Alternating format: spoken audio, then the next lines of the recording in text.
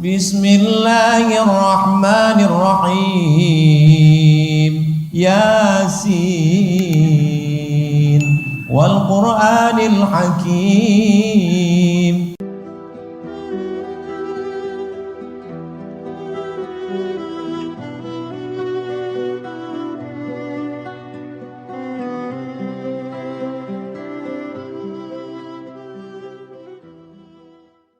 Bahwa hari kiamat akan tiba, bagian daripada rukun iman, keyakinan tentang tiang-tiang Islam yang kokoh ini ada 6. Di antara tiang itu adalah meyakini bahwa dunia ini akan berakhir.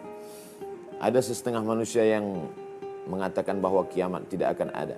Namutu, kami hidup, wa nahya, kami mati, wa ma yuhlikuna illa dahar. Yang membinasakan kami hanyalah masa sahaja. Tidak ada Tuhan yang mengatur dunia. La ilaha illallah. Kita diajarkan tiada Tuhan kecuali Allah Subhanahu wa taala. Muhammadur Rasulullah, Muhammad Nabi yang diutus oleh Allah Subhanahu wa taala, mengajarkan antu'mina, beriman kepada Allah Subhanahu wa taala, billah wa malaikatihi wa kutubihi wa rusulihi wal yaumil akhir, hari kiamat. Wa tu'mina billah biqadri khairihi wa syarrihi, takdir baik dan takdir buruk. Rukun iman yang kelima adalah meyakini bahwa akan adanya hari kiamat. Iqtarabatis sa'at wa syaqqal qamar. Hari kiamat sudah dekat, matahari terbelah. Yang melihat ini bukanlah orang Islam, tapi justru saudara-saudara kita sesama manusia yang tiada seakidah dengan kita.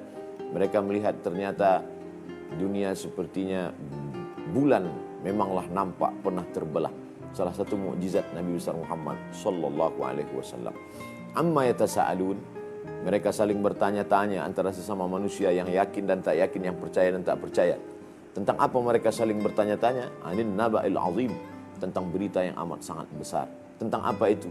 Bahwa dunia akan berakhir dan kita akan menghadap Allah Subhanahu wa taala. Idza sama'un fatarat, ketika langit terbelah. Wa idzal kawakibun tasarat, planet-planet ini akan hancur, berhamburan seperti tasbih yang putus benang, putus tali, jatuh ke bawah. Wa idzal biharu fujirat, ketika air di lautan akan naik ke darat. Sekarang kita mengenalnya dengan istilah tsunami. Itu hanya bagian kecil saja daripada gambaran hari kiamat. Wa idzal quburu bu'athirat, semua yang di dalam kubur akan bangkit menghadap Allah Subhanahu wa taala. Alimat nafsum ma qaddamat wa akharat, ketika itulah manusia baru sadar tentang apa yang sudah dia lakukan dan apa yang akan dia bawa menghadap Allah Subhanahu wa taala. Bahwa dunia akan berakhir. Teori-teori orang modern pun berkata bahwa ada meteor besar yang akan bertembung dengan dunia ini, akan bertembung dengan alam semesta ini, dan semuanya akan hancur. Bahkan mereka sendiri pun yang tidak seakidah, sekeyakinan dengan kita pun meyakini bahwa dulu ada predik dunia akan kiamat tahun sekian. Tapi berbicara tentang hari kiamat, yas'alunaka 'anis sa'ati ayyana mursaha. Bila mereka bertanya kepadamu tentang kepadamu wahai Muhammad SAW tentang hari kiamat, qul, katakanlah, la ya'lamuha illahu, tidak ada yang mengetahuinya kecuali Allah Subhanahu wa taala. Bagaimana manusia di akhir zaman, di akhir dunia ini?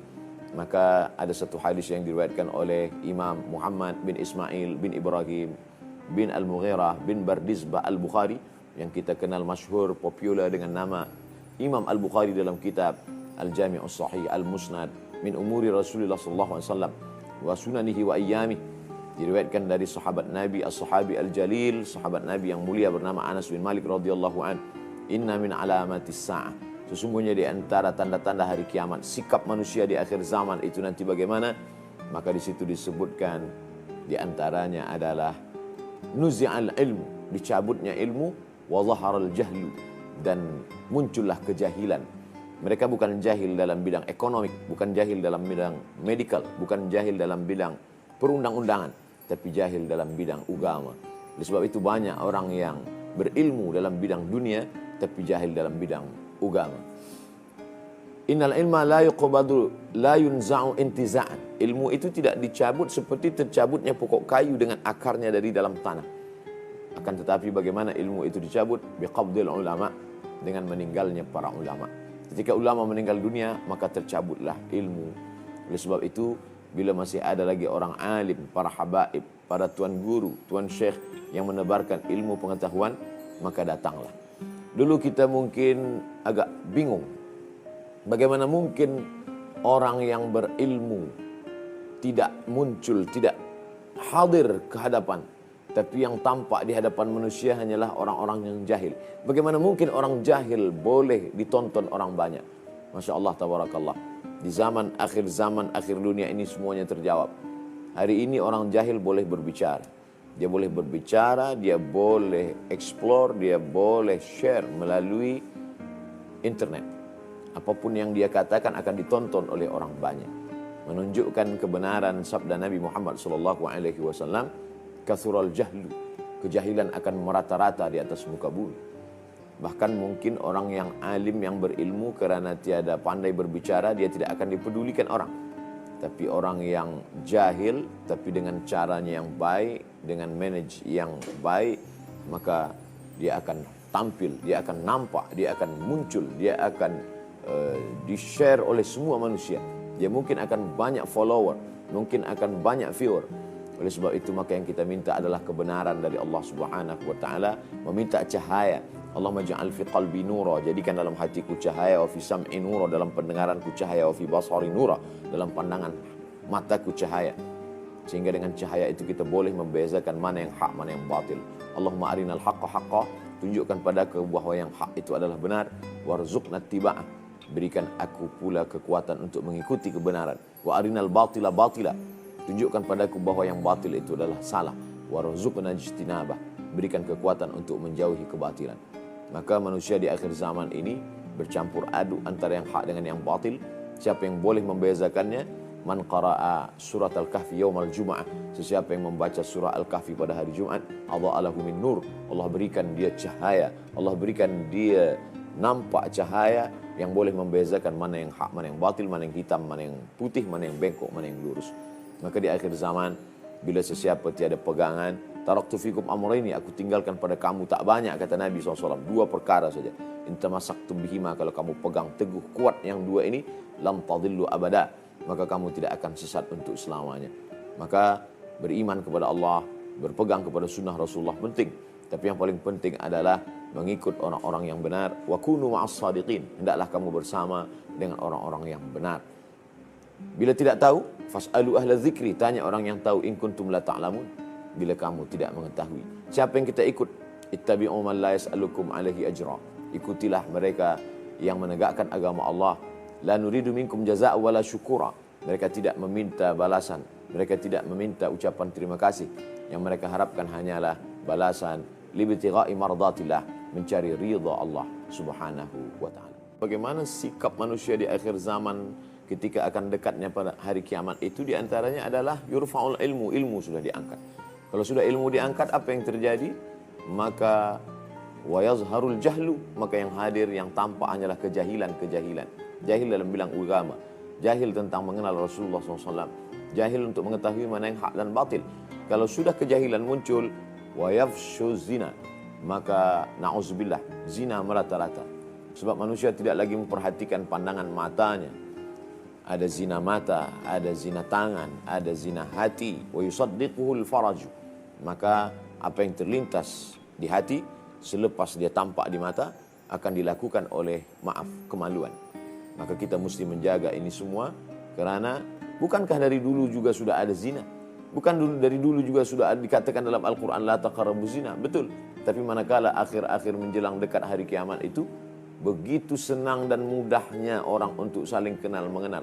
Bila dulu Nabi berkata, la yaqbuluanna rajulun ma'amra'atin illa ma'azi mahramin. Hari ini orang begitu senangnya untuk berkenalan, untuk tahu di mana tempatnya, di mana rumahnya, dia di mana tempat dia duduk, di mana boleh bersama.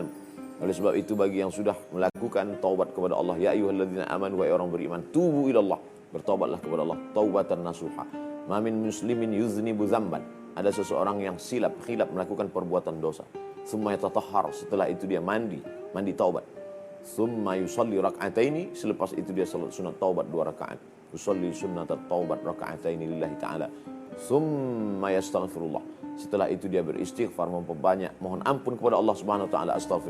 Astaghfirullahal azim alladzi la ilaha illa huwal hayyul qayyum wa atubu ilaih. Alangkah baiknya lagi membaca sayyidul istighfar. Allahumma anta rabbi la ilaha illa anta khalaqtani wa ana 'abduka wa ana ala ahdika wa 'indika mastata'tu a'udzubika min syarri ma sana'tu wa abu'u laka bi ni'matika alayya wa abu'u bi dzambi faghfir li fa innahu la yaghfiru dzunuba illa anta illa ghafarallahu lah.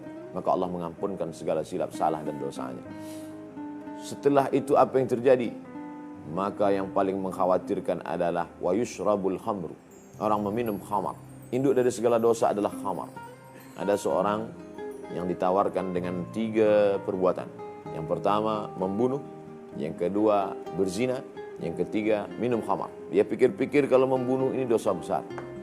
Lalu melakukan perbuatan zina nanti akan melahirkan anak. Lalu kemudian orang akan tahu ini pun dosa besar. Lalu dia pilih yang paling ringan adalah minum khamar. Ternyata setelah dia minum khamar, hilang ingatan, hilang akal, bangkit nafsu, dia berzina. Setelah dia berzina, datang rasa takutnya, lalu akhirnya dia pun membunuh. Kunci pintu masuk dari segala dosa adalah khamar. Sejak dulu orang sudah minum khamar. Innamal khamr wal maisiru wal ansabu wal azlamu rijsun najis min amali syaitan, perbuatan syaitan. Fajtanibuh. Kenapa disebut akhir-akhir zaman, ujung-ujung masa dunia itu zina dan khamar merajalela? Karena hari ini mata kita melihat. Ternyata kalau dulu orang minum khamar saja, yaitu anggur yang dikeluarkan airnya, lalu kemudian melalui proses fermentasi selama 7 hari, 8 hari, lalu kemudian mengeluarkan buih, datanglah khamar, lalu kemudian dia minum, dia mabuk. Tapi hari ini tidak setakat khamar saja, sabu-sabu, narkotik, semua ada, merusak akal manusia. Padahal Islam datang, di antara tugas kedatangan Islam adalah hifzul aql, menjaga akal. Maka yang merosakkan akal ini diharamkan dalam Islam, bahkan dia dimasukkan dalam menyebabkan orang boleh terhukum di hadapan Allah dan di hadapan manusia. Oleh sebab itu maka ketika di akhir zaman orang mestilah lebih menguatkan kebersamaan, watawasau bil haq, watawasau bil haq, saling memberikan nasihat, tazkirah, fadzakir, berikanlah peringatan, inna fa'ati dzikra, sesungguhnya peringatan itu bermanfaat bagi umat manusia. Di akhir zaman ketika orang tiada berpegang, maka anginnya kencang, ombaknya kuat, dipukul ombak dihempas gelombang, batu karangnya tajam. Maka sampan kalau tidak dengan nakhoda yang kuat, tidak dengan layar yang kokoh, maka dia akan hanyut. Dan ketika hanyut di dunia ini mungkin sekejap saja, tapi akibat yang akan dia terima di akhirat, khalidina fiha abada, kekal selama-lamanya. Maka tidak ada jalan lain kecuali wa ta'awanu 'alal birri wat taqwa, tolong menolong dalam kebenaran dan ketakwaan. Wala ta'awanu 'alal itsmi wal 'udwan, jangan saling tolong menolong dalam permusuhan. Bersahabat, berkawan, berjiran, pertahankanlah bila persahabatan, pertemanan itu membawa kepada jalan Allah. Ada grup-grup WhatsApp, pertahankan bila grup itu mengingatkan kita tentang sholat berjamaah. Pertahankan bila grup itu membuat kita jauh dari perbuatan maksiat dan dosa. Bila ada seorang kawan, seorang sahabat melarang kita daripada perbuatan zina, melarang, mencegah kita daripada perbuatan khamar, narkotik, dadah, maka selamatkan. Itulah salah satu yang menyelamatkan kita dari azab Allah Subhanahu wa taala. Makanya dalam Islam diajarkan, dalam ibadah, dalam salat sebelum salam kita diajarkan doa, Allahumma inni a'udzubika min azabi jahannam, selamatkan aku dari azab jahannam. Wa min azabil qabri, selamatkan dari azab kubur. Wa min fitnatil mahya wal mamat, selamatkan dari azab hidup wal mamat, dan mati. Apa yang dimaksud dengan azab hidup? Huru-hara pada hari kiamat. Sebelum hari kiamat datang, ada orang yang sedang dalam azab tapi dia tidak merasa dalam azab. Yang mengerikan adalah ketika kita diberi umur panjang, diberikan badan sehat, diberikan anak, diberikan keluarga, diberikan nikmat besar, tapi sesungguhnya semuanya tidak membuat kita dekat kepada Allah. Diberikan nikmat yang banyak tapi justru kita lupa dan lalai mengingat Allah. Diberikan kita kereta yang mahal tapi justru kita membuat lebih jauh daripada rumah Allah. Diberikan kita harta yang banyak tapi bukan membuat kita lebih peduli kepada anak yatim, tapi dengan harta itu kita justru jatuh dalam golongan fadzalikal ladzi yad'ul yatim. Siapa itu? Ara'aital ladzi yukadzibu biddin, tahukah kamu siapa orang yang mendustakan agama? Fadzalikal ladzi yad'ul yatim. Mereka adalah orang-orang yang menyia-nyiakan, membiarkan anak yatim, wala yahuddu 'ala ta'amil miskin, dan mereka tidak memberikan makanan kepada fakir miskin. Betapa dengan banyaknya harta bukan selamat, tapi justru kita termasuk dalam orang yang mendustakan agama. Mereka mendustakan agama bukan yang mencuri, bukan yang berzina, bukan yang mabuk, bukan yang minum khamar. Mendustakan agama adalah orang yang tidak peduli kepada fakir miskin dan anak yatim. Hari ini kita lihat di akhir zaman, orang berlomba-lomba untuk alhaqumut takatsur, saling membanggakan diri, banyak harta, banyak anak, banyak jabatan, banyak kuasa, banyak semuanya. Tapi kering dalam iman, sepi dalam bersahabat dengan orang-orang yang baik. Oleh sebab itu maka di akhir zaman banyak cabaran-cabaran, banyak godaan-godaan. Yang paling diperlukan adalah kekuatan iman dan Islam. Al-ibadatu fil haraji. Orang yang tetap beribadah istiqamah di akhir masa, di akhir zaman. Kahijratin ilayya. Sama seperti orang yang berhijrah bersama Rasulullah SAW. Apa makna al-harj? Al-fitan. Apa makna al-fitan? Al-qatl. Banyaknya pembunuhan, banyaknya peperangan, banyaknya konflik. Tapi dia tetap juga beristiqamah. Alladzina qalu rabbuna Allah. Orang-orang yang berkata, Rabbku, Tuhanku adalah Allah. Thumma istaqamu. Kemudian dia istiqamah dengan itu. Apa yang diberikan Allah? Tatanazzalu alaihimul malaikah. Turun kepada mereka malaikat. Lalu apa kata malaikat kepada mereka? Allah takhafu, jangan kau takut wahai orang yang istiqamah. Wala tahzanu, jangan kau sedih wahai orang yang istiqamah. Kenapa jangan takut, jangan sedih? Wa abshiru bil jannati allati kuntum tu'adun. Kamu sudah diberikan kabar gembira dengan surga yang dijanjikan Allah Subhanahu wa taala. Tapi syaratnya mestilah istiqamah. Wa allaw istaqamu 'ala tariqati. Kalau mereka istiqamah di akhir zaman ini dengan cabaran, dengan godaan yang begitu banyak, la asqainahum ma'an ghadaqa. Maka kami akan berikan mereka ma'an, air ghadaqa. Bila mereka minum air itu mereka tidak akan haus. Dua maknanya. Nanti di akhirat mereka akan minum dari telaga Al-Kautsar, tidak akan haus. Di dunia mereka tidak akan haus dengan iman dan Islam. Mereka tidak akan haus kerana perbuatan maksiat, akan terhindar, terjauh daripada mereka. Inna salata, orang yang istiqamah dalam ibadah salatnya dengan khusyuknya, menjaga wuduknya, menjaga awal waktunya, tanha anil fahsya wal munkar. Itulah yang akan menjaga dia, akan menjadi benteng bagi dia. Bila dulu orang membangun benteng yang kokoh, yang kuat dari batu, dari besi supaya musuh tak masuk menyerang, maka apa benteng kita? Benteng kita adalah dengan salat. Inna awwala ma yuhasabuhil abdu yaumal qiyamah, yang pertama kali nanti akan ditanya adalah salatuhu. Serahkan diri kepada Allah. Besar cabaran ini, tapi lebih besar lagi karunia Allah. Katakan di hadapan Allah, Allahu Akbar. Serahkan kepada Allah, inna salati, salatku, wa nusuki, ibadahku, wa mahyaya, hidupku, wa mamati, matiku, lillah. Semuanya serahkan kepada Allah Subhanahu wa taala. Setelah itu kita berkata, la haula, tiada daya, wala quwata, tiada upaya, illa billah, kecuali dengan kekuatan Allah Subhanahu wa taala. Maka di akhir zaman, di akhir ujung dunia, banyak cabaran dan godaan, insya Allah umat ini akan tetap kuat janji Allah Subhanahu wa taala. Dan Allah kalau sudah berjanji, innaka la tukhliful mi'ad, engkau tak pernah ingkar janji ya Allah. Maka kalau sudah berjanji, Allah akan pegang janjinya. Allah akan tolong orang yang menolong agama Allah. In tansurullah, kalau kau tolong agama ini, yansurkum, Allah akan menolong. Wa yuthabbit aqdamakum, akan mengokohkan kaki pada saat semua kaki tak lagi kuat berhadapan dengan cabaran. Insya Allah Allah akan menolong kita. Insya Allah Allah akan memberikan kebaikan. Insya Allah berniat baik, berfikir baik, berbicara baik, berbuat baik, maka Allah akan sentiasa memberikan segala kebaikan-kebaikan. Kebaikan hidup, kebaikan akhirat. Rabbana atina fid dunya hasanah, berikanlah kami kebaikan di dunia, wa fil akhirati hasanah, berikan pula kebaikan di akhirat. Dan yang paling penting adalah waqina azabannar, selamat daripada azab neraka jahannam.